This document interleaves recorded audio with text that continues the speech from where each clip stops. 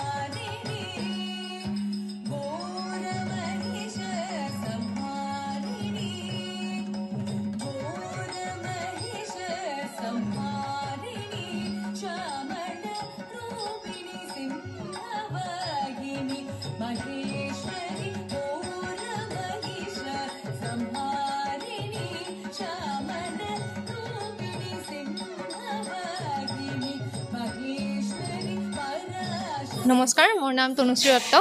মই স্বাগতম কালচাৰেল একাডেমীৰ ষ্টুডেণ্ট হয়। আজি প্ৰথমবাৰৰ বাবে স্বাগতম কালচাৰেল একাডেমী আমি ষ্টুডেণ্টছখিনি আৰু আমাৰ লগতে আমাৰ যিমানখিনি পেৰেণ্টছ আছে মোৰ গুৰুৰ আশীৰ্বাদ লৈ, স্বাগতা মিত্ৰ মোৰ গুৰু হয়, তেওঁৰ আশীৰ্বাদ লৈ আজি প্ৰথমবাৰৰ বাবে আমি চালেংগাই পূজা আৰম্ভ কৰিছোঁ। মই নিজকে বহুত ধন্য বুলি ভাবোঁ। আৰু এইটো মা বাগেশ্বৰীৰ কৃপা, আমাৰ গুৰু, চবতকৈ আচল গুৰু দেৱালীদেৱ মহাদেৱ নটৰাজৰ আশীৰ্বাদৰ কাৰণে আজি আমি চালেংগাই পাব পাৰিছোঁ।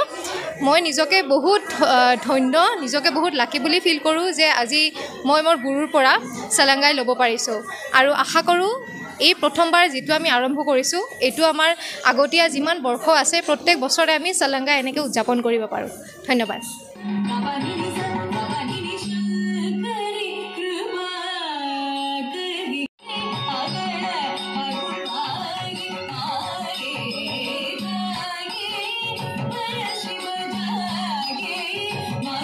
নমস্কার, এটা আমাদের জন্য একটি নতুন অভিজ্ঞতা। এরকম সালাঙ্গি পূজা বা ঘুঙরু পূজা কিছু হয় এদিকে আমরা ঠিক এটা কোনোভাবেই জানতাম না। ম্যাডাম যখন আমাদেরকে বলল যে এরকম করে গুরুর থেকে ঘুঙরু পাওয়া হয়, কি ঘুঙরু পূজা করে ঘুঙরু নিলে সেই সাধনা নাকি পূর্ণ হয়, তো তখন আমিও খুব এক্সাইটেড, আমার সাথে প্যারেন্টসরাও বাকি খুব এক্সাইটেড হলো যে ঠিক তো, এটা তো একটা আমরা আগের থেকে শুনেছি যে গুরুকুলে সবসময় শিক্ষার সময় গুরুদের থেকে যেটা পাওয়া হয় সেটাই সবথেকে মানে বড় শিক্ষা। তো আমাদের সন্তানরা যাতে আরও ভালো করে নৃত্যর দিকে পারদর্শী হতে পারে তার জন্য আমরা সবাই সালাঙ্গি পূজাটা প্রথমবারের মতন আয়োজন করলাম। ভুল ত্রুটি থাকতে পারে, কিন্তু আমরা সবাই খুব খুশি যে আজকের এই দিনটা এত সুন্দরভাবে কাটবে। আমরা যখন আরম্ভ করেছিলাম তখনও বোধহয় ভাবিনি। আর বাচ্চারা আজকে সকাল থেকে তারা উপাস থেকে এত সুন্দর সাজগুজ করে এতক্ষণ ধরে তারা যে কোনো অস্বস্তি ছাড়া এতটা নৃত্য করলো, প্লাস ম্যাডাম যে সাপোর্ট আমাদেরকে দিয়েছে, আমাদের সব গার্জিয়ানরা আমাদের সাথে যারা ছিল এই পুরাটা প্রোগ্রামে, আমি সকলের কাছে খুব আভারী। সাথেই যারা আজকে এখানে উপস্থিত থেকে এই প্রোগ্রামটাকে সফল করেছে তাদের সকলের কাছে আমার কৃতজ্ঞতার শেষ নেই। আমি সকলকে ধন্যবাদ জানাচ্ছি।